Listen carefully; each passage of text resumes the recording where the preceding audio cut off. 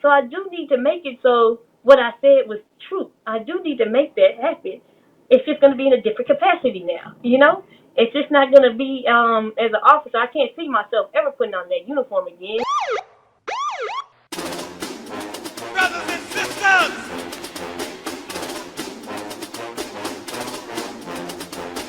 brothers and sisters, I don't know what this world is coming to. You're listening to the Black and Blue Podcast, a discussion and celebration of the roles of African Americans and other minorities in U.S. law enforcement. Your host on the Black and Blue Podcast is Dale Peters, a law enforcement professional with over 20 years experience in the business. Hop on board this Black and Blue train of interviews, current events, and pop culture conversations. So get ready.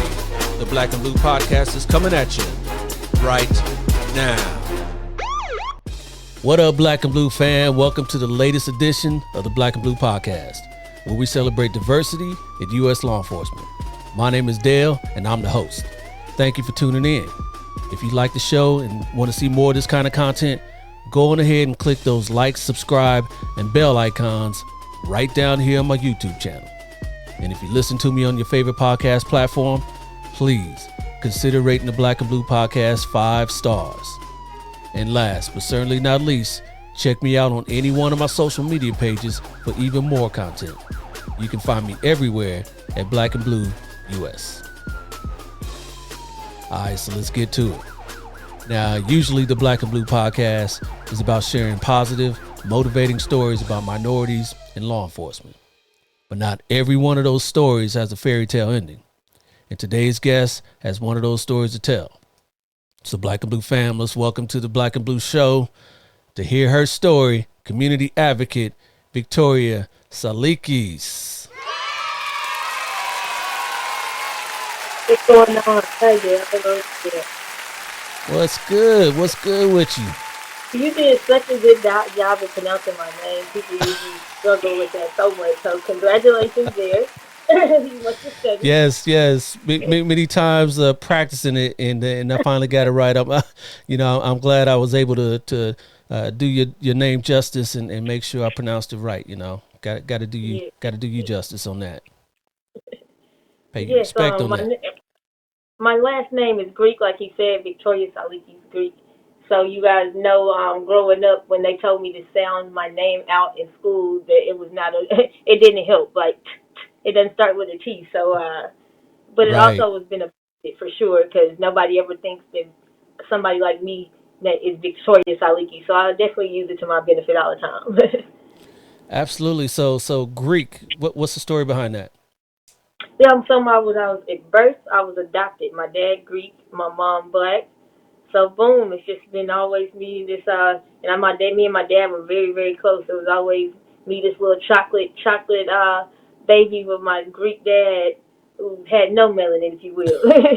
I'm sure you might have had a little bit. It was just far in between. Okay. Was he like from Greece or just Greek So ancestry? he's from Greek ancestry, from Long Island. But I mean, if you go up to him and start talking Greek, he's gonna change his accent to a Greek accent and pretend like he was gonna say English words in Greek. Yeah. With Right. his accent. Mhm. Right. You ever had a chance to get over there to Greece? No, not yet, not yet. I did get to go to New York though, where he's from. And he was so pro New York. But I have yet to go to Greece. So I definitely plan to, so I can have some original baklava. There you go. Now you say you were able to get up to Greece to check it. No, Not New Greece, York. but New York. Yeah, you were able to get up to New York. Where are you? I'm in Dallas, Texas. Dallas, the big And D, huh? know that, yes, and know it's not a lot of hay and everybody not on horse. It is some people on horses. I'm not going to lie and say we don't have our horse rides and horse trail rides. That is a popular attraction. However, yes, Triple D. All right. So you born and raised in Dallas?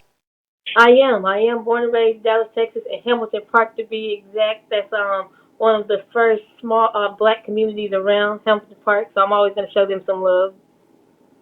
Okay. Well, good for you. So, in the intro there, I talked about, and you can see on the banner there that you're a community advocate. and that you had a real interesting story to tell. So why don't we get to it and tell everybody a little bit about your story, a little bit about Victoria Tsalikis. I Perfect, had perfect. got it right. Look forward to it. Okay, so as he says, I'm a community advocate now. Initially, I was a cop for 6 years. So and why did I become a cop? Why do we have a lot of people become cops for several reasons, certain community things of that sort. I became cops because I hated the cops. I hated them, you know. So I'm 34 now.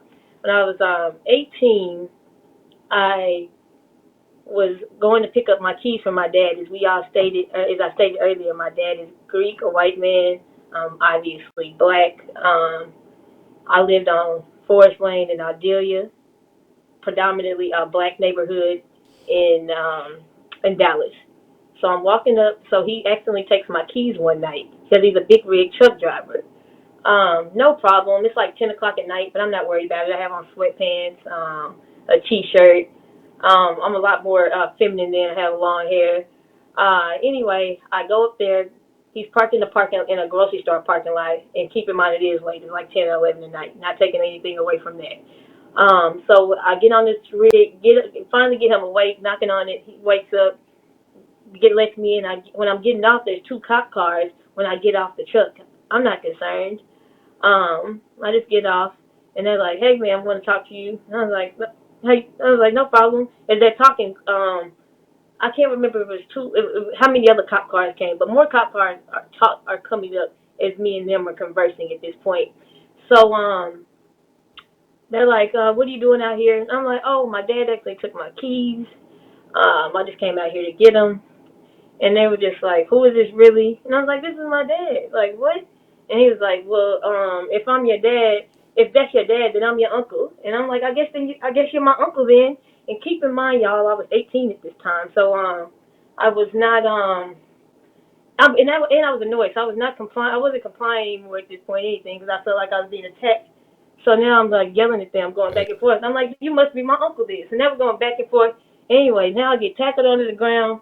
My dad is like, "It's 'cause you're black, Pee Wee." And I'm like, "It's no shit, Dad. No shit. Did you not be tackled?" So I'm tackled on the ground now. Boom, and my dad, of course, is calling my mom during all this chaos. They throw me in the back of the car. I'm listening to the conversation. I'm going to get arrested for prostitution. That's what I'm hearing. My mom comes up there and brings my ID, and they just let me go. They ain't say, "Sorry, ma'am, sorry for the inconvenience," for any of that. It's just like, "Oh, my bad." And I'm like, "Okay, bet." And I'm from a predominantly black neighborhood, as I keep stating, and that's important to say because police relations in black neighborhoods usually aren't great. So I never, even though I had Right. never really had my own personal bad encounter with them, the one to be 18 and that be the first one, that's the one that started off. So I had very distaste for the police. Was not fooling with them. Tried to stay away. Um, So then now, so now, now, now, going back before that encounter, had you ever had any other encounters with positive, maybe in the schools or in the neighborhood where oh, they come up and play ball with you or say hi or nothing? so when I was real little, I'm happy you asked that. When I was probably like five, when I was 5 years old, I remember my fake. You remember the red and yellow cars? All the kids had one. Mine got stolen. I was so upset. And I remember my Mm-hmm. mom had got me the little fake phone with the numbers on it. And I was like, and I told my dad, I said, "Dad, I need to call the cops, not the fake cops either. I need to call the cops because somebody stole my stuff." And he's like, "You can call them." So he gave me the phone. I called them. I made a report. The cops came. That was Wow. 5 year old me. It was good. They gave me. I remember that cop. He gave me a music box. That was me as a kid. And I remember though after that change, I remember a little bit.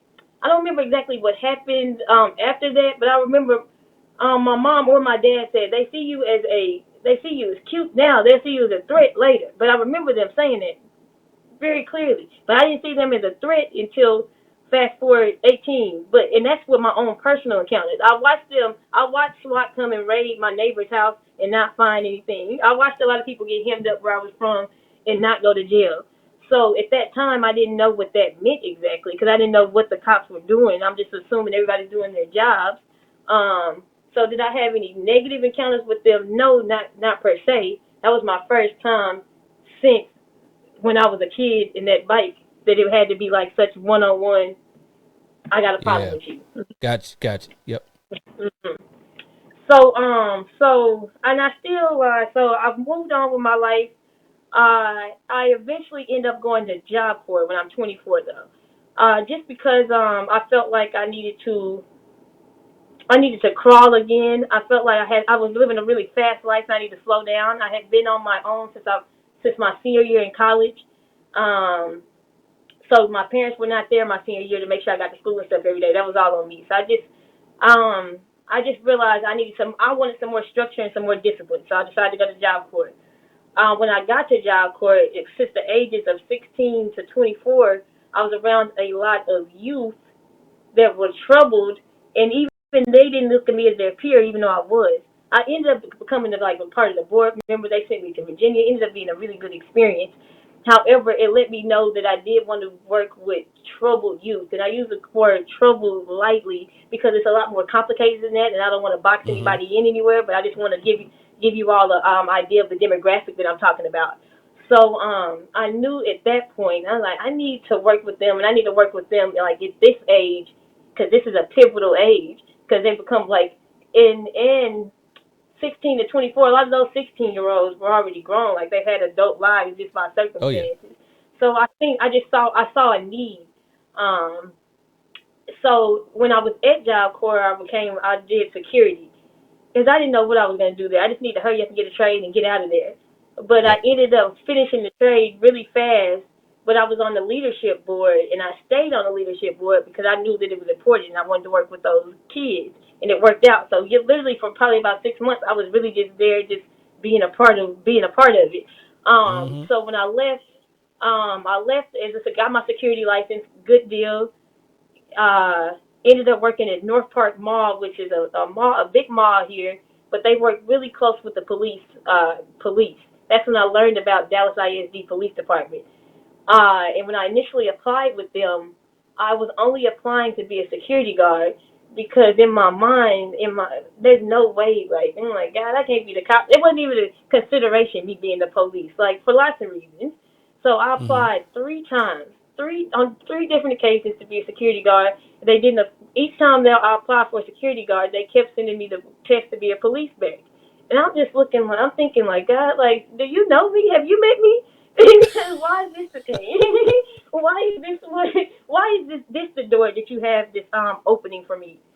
Um Neither none Obviously I went ahead and went for it because I had prayed and said, God, whatever door is for me, that's the only doors I want open. That's the only door that were open during this time when I was trying to get a different job. So I said, God, I hear you. I guess I'm about to go try to be the police. And not only did I try, I became the police. It blew my mind, and as I tell this story, it still blows my mind because I hope everybody understands it was a gift from God for me to be the police. It was not Right. in my it was never something I prayed for. It was not in my intentions. I had a lot of distaste, but I also realized that I got to make a difference. I got to be a change. I understood if that 18-year-old girl on the corner came up to an officer like me that night, then they would not have that experience. So That I part. just changed my mind frame because it was what it was. I accept the job. I do the job. I was I'm proud to do the job, even though and even within the job, it was a lot of times of uncomfort and having to do things I didn't necessarily want to do because policy says this is what you have to do. Like these things have Mm-hmm.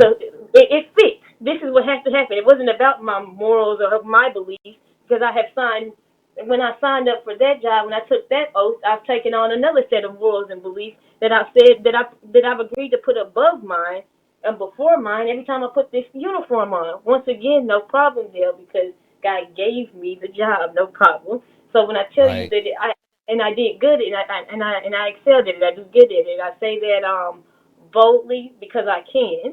I was excellent, if you will, Now, that doesn't mean real quick, you mentioned it was the Dallas ISD Police Department. For our listeners and viewers, what department is that? What do they That's going to be handle? Dallas Independent School District. Dallas Okay. Independent School District. So out here in Dallas, Some of the school districts, are going to have the city police in the schools. Some school districts have their own specialized police departments. This is one of them. So Dallas, prior to Dallas ISD, Dallas police was in the schools. Now they've created their own Dallas ISD police department. So this is the department I Gotcha. work for, which made perfect sense because since I had never really had a desire to be the police but to work with youth, this was perfect, right? Because in my mind, my intent is not to go in there and police the youth. That's not the job. That doesn't even make any sense. I want to bridge gaps. It's intermittent. I get to play an intricate role in their upbringing now. This is what I'm taking it as. Right. So, so I get the job. Surprise! I passed police academy. Surprise! Like this surprise every time. I'm like, God, I am really the police. You gave me a cop car and all this. I'm out here. So, Who, me? literally, like Yeah. they calling me. Like when something's happened, y'all calling me. Y'all want me to fix it. Y'all are calling me to come be the one to handle it. Cool, let's go. So I end up at this really great school in the middle of South Dallas.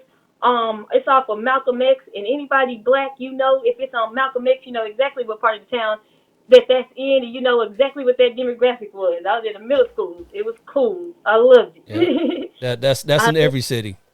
in every city. Yep. That's so MLK. funny. Yep. Like we don't even have to think about it. You know what it is. You know. Yep. So I got to have good experiences there.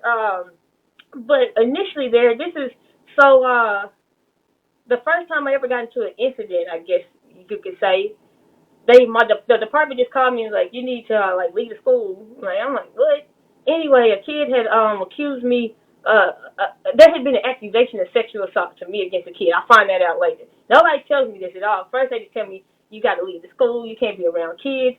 Obviously, I'm concerned. This is my first year as an officer here, and if I can't be around kids, this is a problem because that's my whole job. More importantly, more than anything, please, God, let me get in front of this people, this mom, or whoever these people think these accusations are. I need to talk to them just as a person to person, despite being the police, to let them because if it was my daughter in this accusation, I know how I would feel. So it was important that I wanted to make my peace. But nobody would let me talk. They put me on. They just put me on nights and said they're investigating it. So at that time, I'm so nervous. I'm nervous. But once again, this guy reminded me. He was like, God, you remember like this foreign job that doesn't make any sense to you? I gave it to you. Remember that? And I remembered. Mm-hmm. So anyway, I got past that. The reason I bring that story up is because I probably because I'm gonna be very transparent this entire podcast. That's the whole point. I was probably in I don't know 3 IAs, 4 IAs. That was the first one, and they all came back unfounded. It's because I always do the work. I always take the risk, but I always do it right because I am willing and ready to be investigated. No problem. I'm not gonna ever do anything that I don't mind somebody coming up to uncover. There's nothing. There's no secrets here. So I just said that to say what type of officer I am. Like the more you put yourself out there, the more likely somebody is to say something or say that you did something that they didn't like or whatever the case may be. And I was always Right. ready and willing for that. hmm Right. So and Right. so 2 years. So eventually, I get to go back to the school. That gets closed. The mom actually comes and finds me and apologizes to me. She's like, she loves you. It was a mistake. She had a dream. A teacher heard the dream and ran with it. And I'm not even upset with the teacher because if I would have heard that too, I would have went to go tell something. Because once again, see something, hear something, you say something. Everybody was doing their Yep. job, no problem. So Mandated reporters. Yep. I go ahead. I do that. I'm at that school for about 2 years. Then community engagement opens up. Actually, let me take that back. The department doesn't open up. They're doing a trial for it. So I do the trial. Then they do the interview for it. I win the interview. Now we have a department, community engagement department. It's only me and one other officer. But that's what I And want what to and do. what is that? Community engagement. What is that? That is the bridge, if you will. If you could think of police in the community, if you could think of them like this, community engagement is literally the bridge that bridges these two things together. It's very important if done correctly, and it's that important to me. If it wasn't that important, it wouldn't be part of the six pillars, right? But so I created a lot of programs. I did a lot of good work.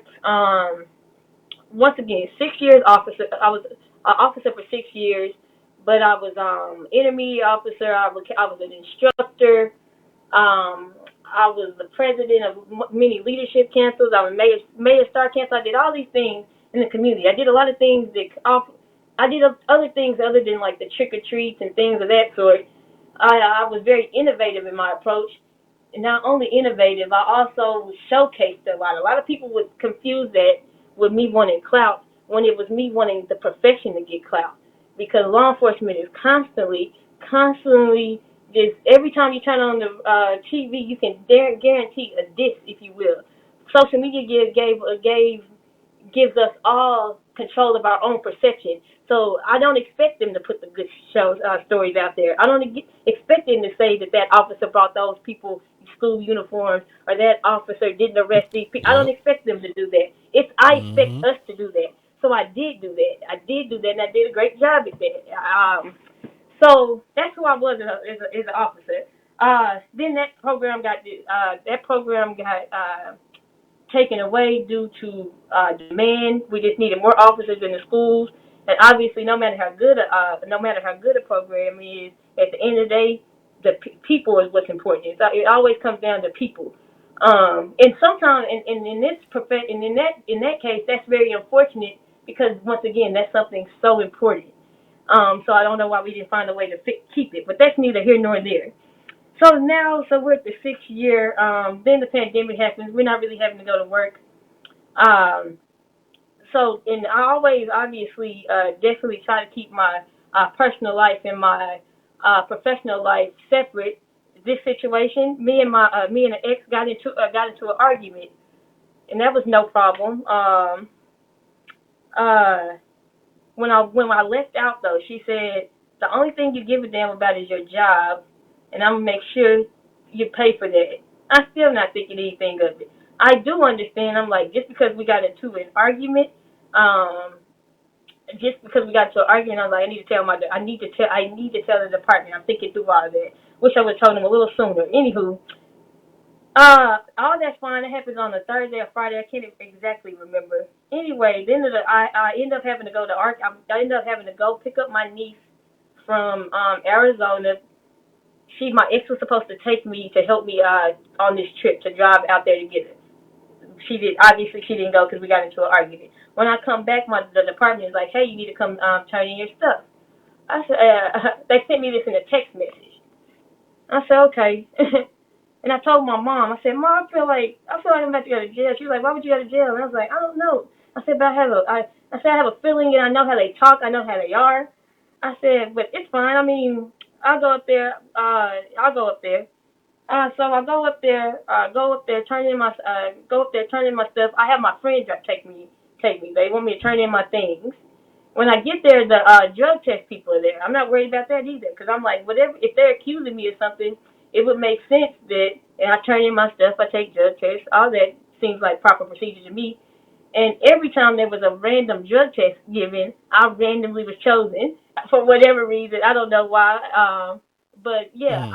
I had to take drug tests all the time.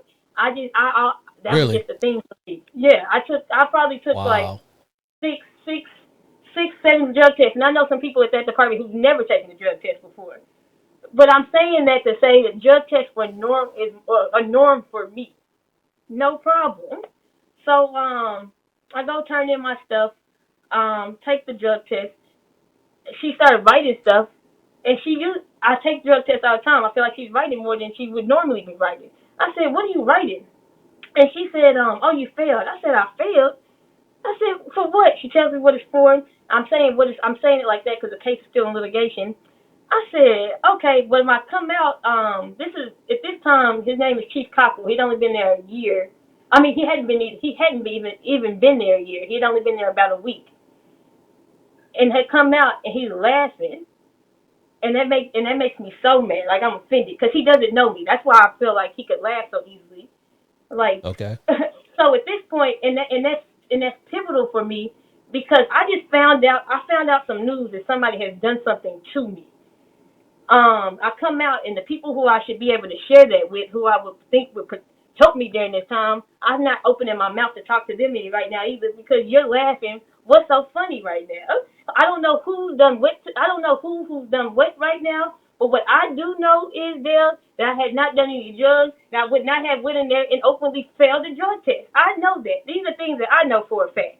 And I know that you're laughing, and I know that you think something's funny, Chief. So I'm irritated by that. I So say the I'm chief about is to in go this to interview. huh?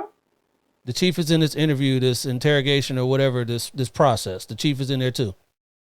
Yeah, he comes down and he sits down there. He as I'm signing my paperwork because I'm saying I'm going to go to Dallas Police Department, so that's the city police. Because I know I need to go talk to them next. So I say I'm about to go over there. He was like, "Yeah, you are, ha ha ha," and I'm just thinking like this guy. But at this point, keep in mind, I'm telling the story now in hindsight because I've had a lot of time to think. At that point, I'm not having time to think. Things are just happening. Like it's a flood of emotions happening to me right now. I'm just like, wow. Whatever. I'm still having hope though Yeah. because I still know, like, I don't. People accuse people of crimes all the time. It's no problem. But then you do investigation, things of that sort. So it doesn't even. I'm not even worried about the accusations at this point because I For understand that due reference, process. when is this? For reference, when is this? What year? What time of year is Oh, this this? this we're in 2020 right now. We're in June Okay, 2020. Last June 2020. it took June 2020. It was the 23rd actually. Last year is the 2 year anniversary. Yeah. So so I go to the next police department, and once again I said I had called one of my other cop friends to take me, and she just like, what? I said I don't know what's going on, but something's going on. So I get to the other police department, and they bring me in there, and they're like, did you go to this girl's house? And I was like, yeah, we got into an argument. They were like, well, they showed me these pictures of her hand. Her hand was cut. And I was like, yeah, she called me the next day, told me she ended up cutting her hand on some glass. And they're like, well, she said you cut her hand. I said, well, I'm driving out of town, so you're more than welcome to, I don't know, get the rental car back and look up the connection of the car. You can see, like, this conversation I'm saying me and her had was real. Like, no problem. I'm solving. I'm giving them things. I'm giving them everything they need because I understand we have to do an investigation. I don't have a problem with that. I'm eager to do the Okay. investigation now with it, and I'm eager to do the investigation now at this point because I just found out about this drug test. So I understand something happening. I want us all to get to the bottom of it. Um. So me and her are talking, but anyway, the detective at some point said she put her hand on the wall. She was like, "Well, you're teeter-tottering around the truth." I said, "Teeter-tottering?" I said, "That would make it appear that you already knew the truth." I said, "I'm going to jail, huh?" She was like, "Yeah." I said, "Okay, no problem. Can I tell my bride outside?" They said, "Okay." So bam, they take me to jail. I'm still like, I'm processing everything, but I'm going with, I obviously have no choice but to go with it. So now this is, what time is it? It's probably, and forgive me if I get the times wrong, it's earlier in the day though. It's before 3 o'clock in the afternoon. Obviously everybody in the jail knows me. Uh, that situation is what it is. The biggest part about jail, which is interesting, is a lot of people are going to court. A lot of things are happening. Nothing's happening with me. I keep calling my mom. I'm like, Mom, what are they saying? Like, what's the charge? There's no charge. Nothing's coming up. People are going to court. People coming back from court. I said, Mom, this is not right. Like, I should be accounted for. I've been here too long not to be accounted for. Finally, they finally take me to court. Keep in mind, I go to jail well before 3 o'clock. I go to court probably like at 9 o'clock that evening, and it's for a second degree burglary of a habitat. I say, "Excuse me, Your Honor." They say, "Yes, second degree." I said, I said, "Okay." And this person, I have all this. I can't do a personal bond because I'm a menace to society. It's just all this stuff being said. And I'm listening to all this, Mm-hmm. and I said, this is the most, like, out. But to leave out of that, obviously, everybody, my people get me out of jail immediately. But that was, once again, June 23rd, 2020. It is now today, and I have yet to see a judge yet. But what have they done, jail? They have offered me 2 plea deals, but nobody has heard my story. But I've been offered 2 pleas, so that lets me know, jail. Yeah, it teaches me a lot of things. who, as a cop, I had a lot of influence. People really listened to me. I really helped build that bridge, and I still have that influence. But what I didn't, the part that I did not know, I was thinking people were going to go to jail and get the due process. I thought things would be investigated. I thought people would be doing what they need to do. Not only is that not happening, that's not happening at all. Period. So it's Mm, frustrating because what do I tell those people who trusted me? What do I tell those? Because I lied to them blatantly, and I know that now because I live in that lie. And law enforcement is still extremely important to me. T code license 432323. They can never take that away. They never take anything I've done for that away. And I put too much work in that to let it go to waste.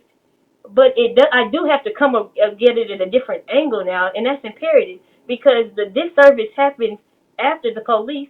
So I can definitely help, and I can help in that because right now we have a lot of people. It's always a lot of people, a lot of signs, songs, fuck the police, posters, and I'm like, y'all, the police yep. are doing everything that they possibly can and think that they're doing right. And I'm saying some of the police. Obviously, it's not all. There's bad people in all professions. We're not going to take that All away. professions. But Yep. for the most part, police are doing the best that they can. It's the process after that. So I need all the people's energy to go towards that. Stop looking at the man in the uniform because that's not the problem. It's after the uniform. What are these people doing? And in Dallas County, these people aren't doing a damn thing. And I can say that confidently because it's happening to me. It's not a story I'm reading. It's not somebody I arrested. It's something that they got wrong. Okay. And I can say this once again boldly, because my case is still in litigation, and I don't care because we need. If you're not gonna give me a chance to tell my story, I'm gonna tell it myself because we got to be held accountable. You all are holding me accountable, no problem. Who's gonna hold y'all accountable though? And it's for the people. It's bigger. It's much bigger than me because I need some. If these people don't have any faith in somebody they had faith in, then what? Then what we gonna have to do? Then that's a lot of blood in the community we don't need. Right. Right. So if you were in the judicial process and the litigation process, the legal process right now, there's no court dates coming up. Oh, so they I just found this out. So obviously during my own case, I've people have given a lot of money, gave me a lot of money for cancels, things of that sort. But it's been a lot of years, so you run out of money, you run out of stuff. Yep. um, so right now the last time I went to court was in February of this year. That's the last time I had to show up to court. Once again, didn't see a judge when I just paid for my background because I have to keep doing that. I've done a lot of stuff to pay for my own innocence, right? So I can be prepared. So I'm ready now. I've done a lot to pay for my own innocence. So my own background says that the last court date that they have listed for me is October of last year, and that would make sense. Oh, Dale, thank you for reminding me of that. So I got arrested Okay. that time in June. So now October, I go to court that court date. A few months passed. I think this is in November. Once again, my date might be wrong. We'll say around November. I got pulled over in Louisville. Louisville is probably 30 minutes away from Dallas. Louisville takes me to jail. They say I have a warrant for my arrest for this same thing. I said, y'all kidding me. So now I'm in jail in Louisville. This is a true story, Dale. They knocked on, this is 9 o'clock in Mm, the morning. At 10 o'clock, around 10 o'clock at night, they knock on the door and say, excuse me, Miss Tsalikis, we made a mistake. My lawyer forgot to turn in the paperwork that I went to court on October. So Louisville did arrest me, impounded my mom's car, all those things, knocked on the cell and made a mistake. Once again, all these things that I'm saying can all be proven because there's cameras in all these places. These things happen. Like when does that ever happen, Dale? You get arrested and get unarrested because of a mistake. right. Right. So I went to jail Yeah. 2 times because of Dallas County not doing their part. Like they haven't done anything they were supposed to do. And I don't think that I'm above the law. I cannot stress that enough. If you think that I did something, all I'm asking is that you investigate it. And nobody has done that. Nobody has done any of that. There's no new case file. Since the day of that arrest to now, I still have the same paperwork in there because no one has done anything. Because Yeah. if we did investigate it, then the case would be closed. Once again, is why I can speak here so boldly. Yeah. Yeah. Now you said that you know of course, there's a public defender, and that lawyer obviously is not doing what they're supposed to be doing, and they're not doing their job and trying to make sure that the process is speeded along, and that all the information that they need is there. So sounds like from you that you had to go in ahead and spend your own money, get your own attorney, get your own investigation, and then at some point you ran out of money. Is that what I'm hearing? Yeah, yeah. So now I'm back with them again, back with this court-appointed attorney, which is And once again, I don't say that in a negative way because the people I arrested there, that's the people they were gonna have to use. So I should not have to go in there hesitantly using the attorney that people constantly have to use. I shouldn't have to do that hesitantly. But I see now that I do, and I see now why it's frowned upon because she hasn't done anything, including turning the paperwork so I wouldn't go to jail. You know what I'm Right. saying? Including just that, just turning the paperwork to showcase that I was there. So it's so sad that there's three entities here, and all three of them failed on every level. And that's somebody, and they failed somebody who who brought benefit to them. And once again, not saying I'm better than but it is a difference. So I'm saying if they did do that to someone they know, that concerns me for everybody they don't know. Like I don't trust them now. You know what I'm saying? So how am I Yep. supposed to? How do I help build some trust that I don't believe in? And they giving me Right. time and time and time again not to trust them. And so, but I can't leave it like that. I can't just go ahead and okay, this happened to me, do what I'm gonna do to them and walk away. I can't do that because still for 6 years I made an oath and I promised some people made some promises to some people and I was intending on keeping them. So I do need to make it so what I said was true. I do need to make that happen. It's just gonna be in a different capacity now, you know? It's just not gonna be as an officer. I can't see myself ever putting on that uniform again. But I Yeah. also can't see. Even if and when you win your case, you can't see yourself going back, huh? No, not in that capacity, but I'll always endorse it.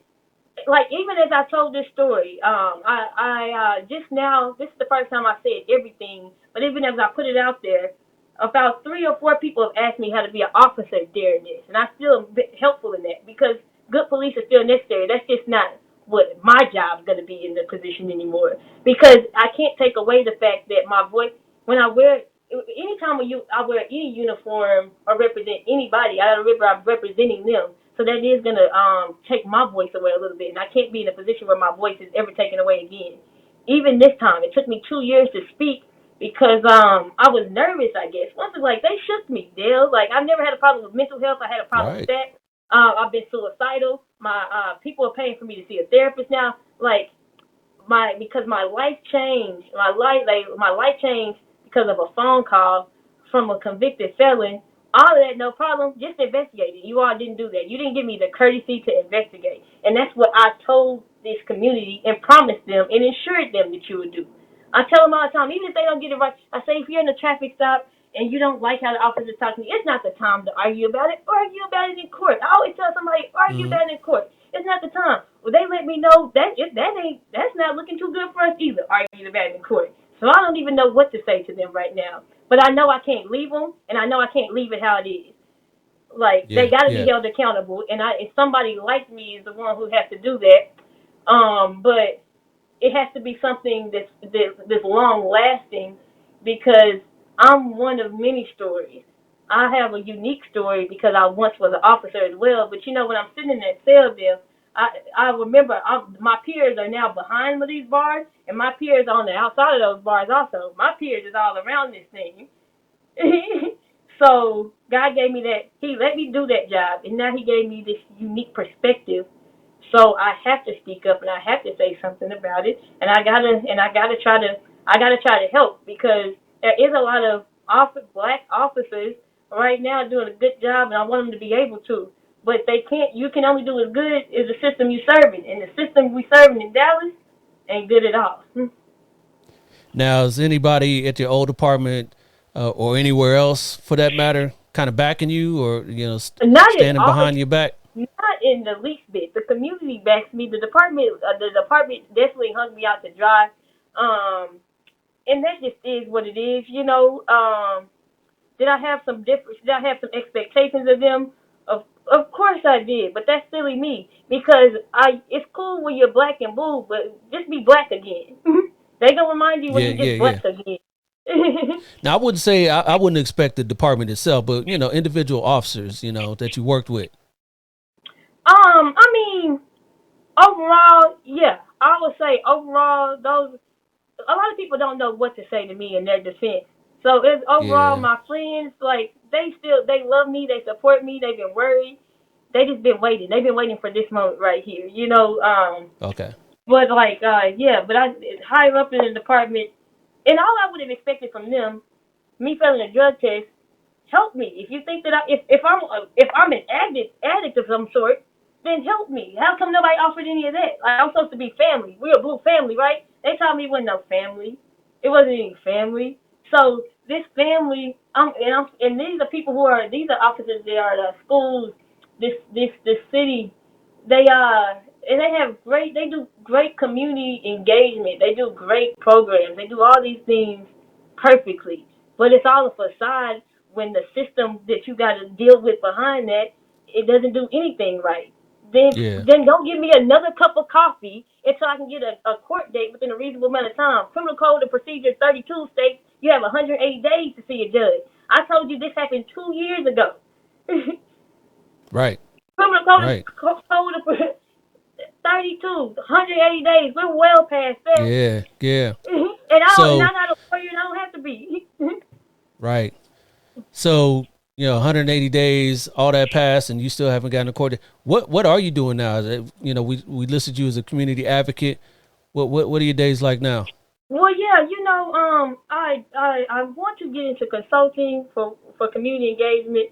I've created some programs, Cops Building Character, um, another program, a leadership academy, because when I was a cop, I did get to do a lot of leadership academies and things of that sort. All of them weren't police based. They were a lot of but I feel like we need to bridge those types of programs. So I've created a few programs like that that I'm working on getting to play. But what am I doing now? Like, I'm putting the pieces back together. Like, I finally found my voice again, because I'm not gonna lie, if they wanna like silence somebody, this will do it, because like it's scary. You know what I'm saying? Because these are people.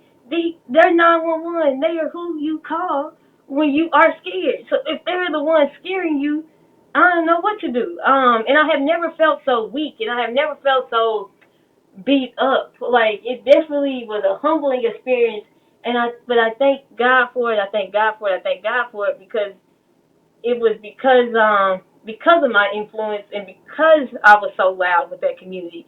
And I still am supposed to be the same loud, but I have to get it right this time. So unfortunately right now, as much as I want us to get better, my suggestions for how things are going to get better are probably going to start making things worse, because it is no trust right now. I don't Hmm. suggest any trust with within Dallas County, and I'm speaking from my own county, guys, because I can't speak for where you're from. These are all things that I can see, that I can attest for. It's not safe right now, and I don't suggest that you speak. I don't suggest that you be helpful, because loyalty goes two ways.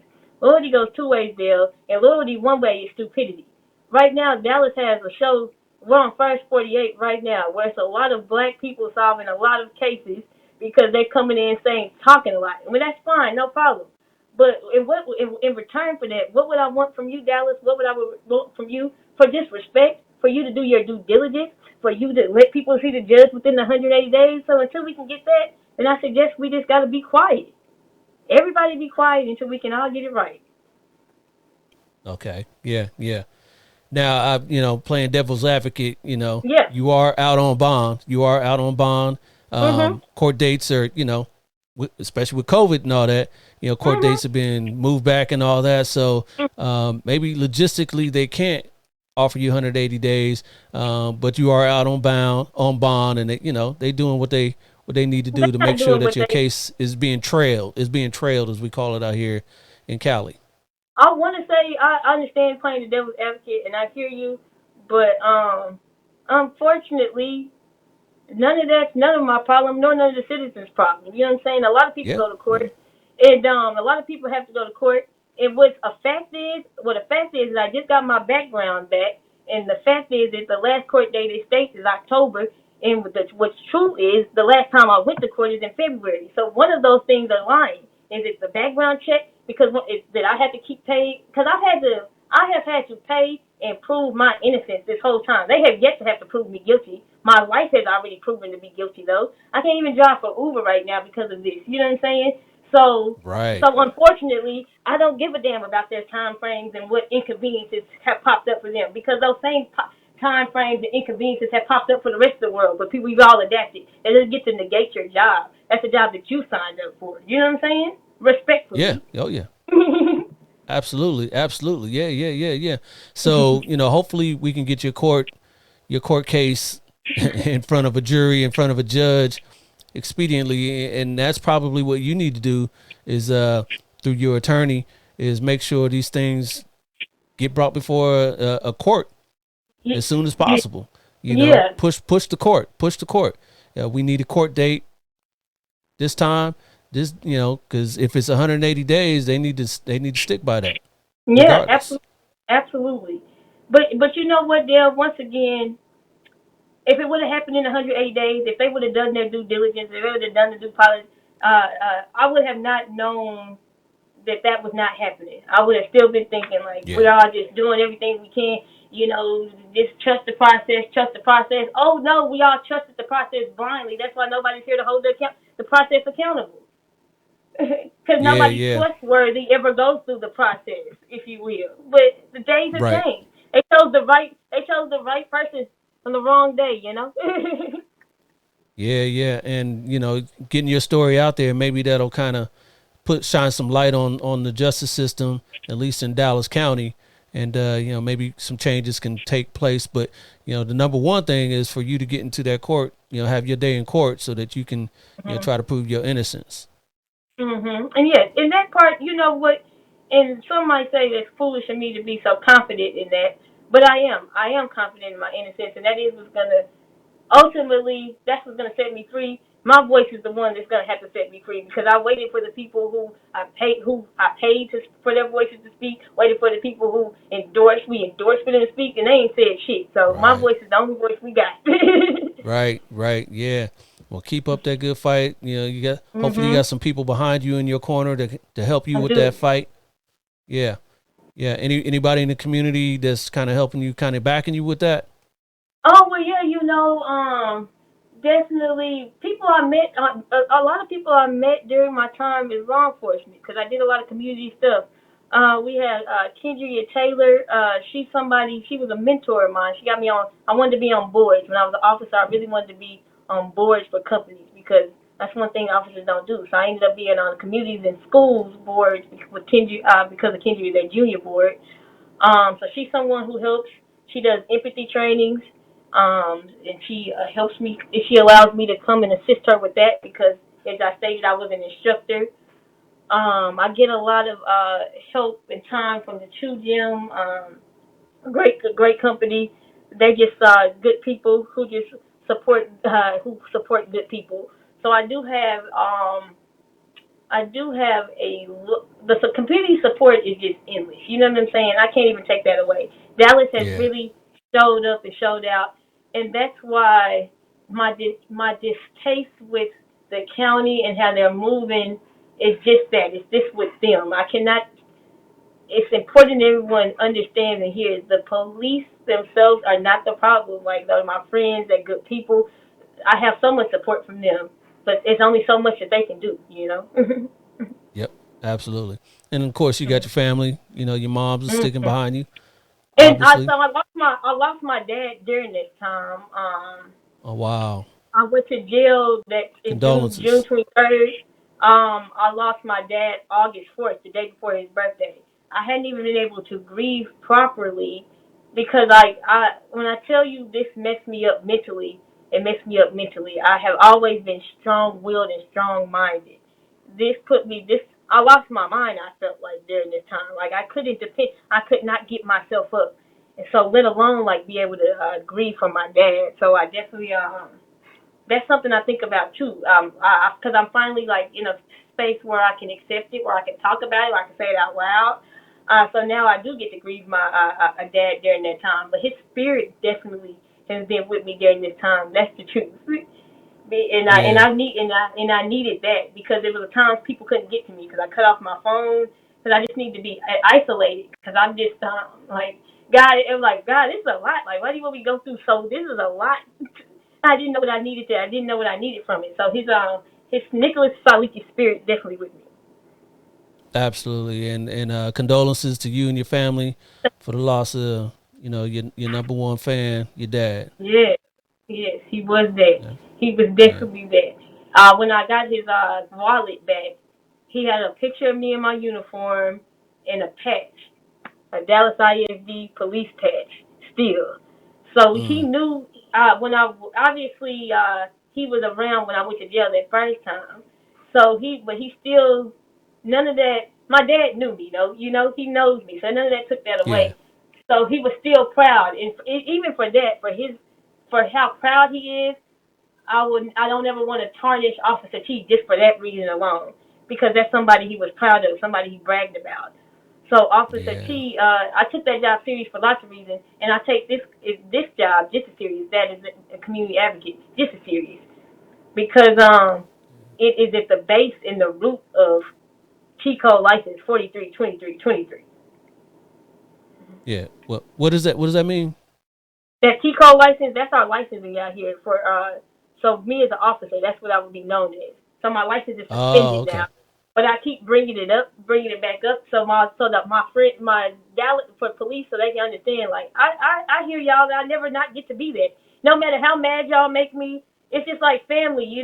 Like it doesn't matter if I'm the black sheep of the family. I'm still part of the family. I'm gonna be like part of the blue family for however forever because I once did it. I can't take that away, and I would never want Yeah. to. But I can't. But I also would. I'm also ashamed to be a part of the family I was a part of. Now that I know how they move, I'm ashamed in hindsight. But you live, you learn. Now we're gonna get it right. You live and you learn. Yep. Well, I wish you much luck in the process coming up. Hopefully you can get your day in court real soon and help prove your innocence. And then Mhm. if you don't get back in that uniform, some of your community advocacy can kind of help out with the community and with the court system, justice system, all that sort of stuff. I'll be We, absolutely. I mean, the good cops will always have an ally with me. I would be foolish of me to say anything different because yeah, you all do play a major part, and I'm grateful I got to be in that part of the family with you all. You know what I'm saying? I got to get to say that part. I'm happy I get to say it. absolutely, absolutely. All right, Victoria Tsalikis. I'm glad I got that got that name right. Yeah, yeah. Yes, I appreciate you coming on and sharing your story with us. I appreciate you, Dale, and we'll talk soon. I'll Absolutely. keep you posted.